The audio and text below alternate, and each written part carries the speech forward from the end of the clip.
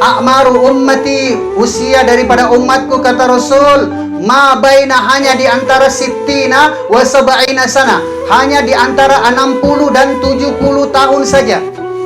Ini adalah kisaran untuk kemudian menjadikan diri kita itu mawas diri. Sehingga kalau mau dibagi fasenya, tahapnya sederhana. Dibagi 3 fase, 3 tahap. Dan sudah berapa tahap yang kita lewati. Sementara sisa berapa tahap lagi yang akan kita lalui. Tetapi jangan kita terlena. 60-70 tahun, umur saya masih 40, masih ada waktu 20 tahun.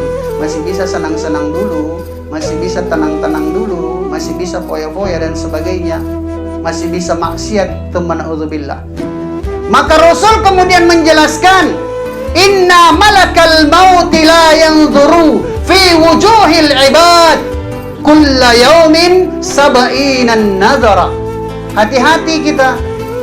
Jangan sampai kita menganggap, saya kan masih muda, saya kan masih sehat, saya kan masih kuat, dan sebagainya. Tidak.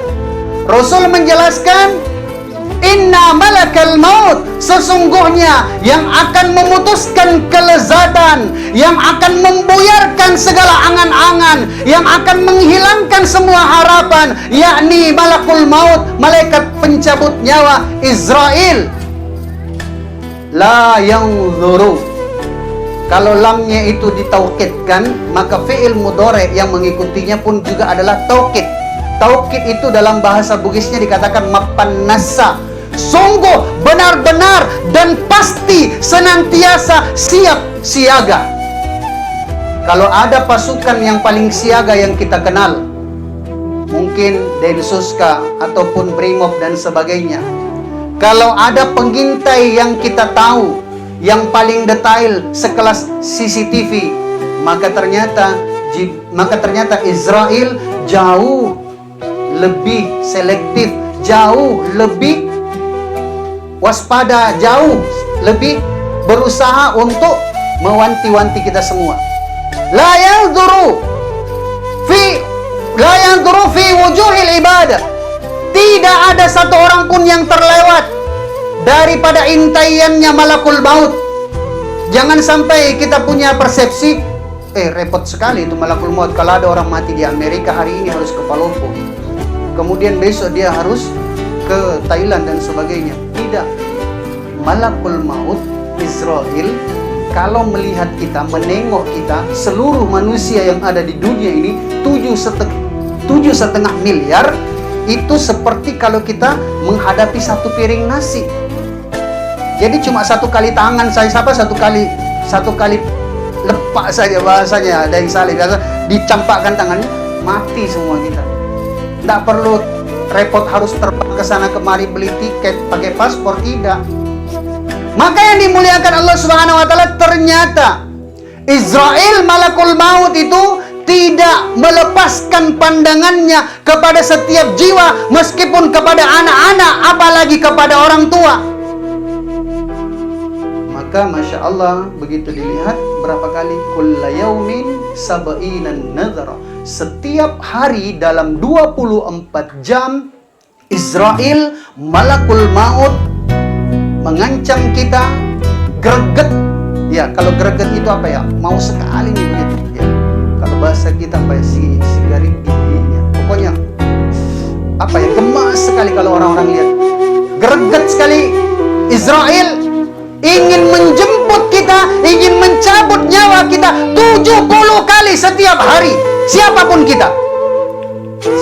kita terancam untuk menghadap kepada Israel, menghadap kepada Allah, dicabut oleh Israel 70 kali setiap hari.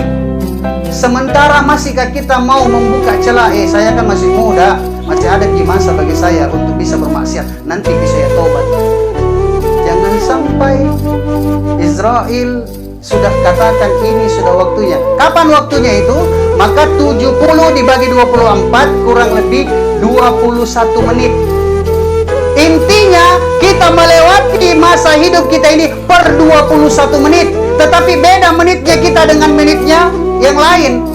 Maka kita tanya dalam diri kita, di menit 21 yang mana Allah akan panggil saya? Di menit 21 yang mana saya akan menghadap kepada Allah. Jangan sampai dalam keadaan saya lalai. Jangan sampai dalam keadaan saya ini maksiat. Jangan sampai Allah belum terima pertaubatan saya sehingga kemudian saya telah menghadap dan berarti kita telah gagal. Berarti kalau begitu minimal setiap 21 menit kita harus beristighfar, tobat kita.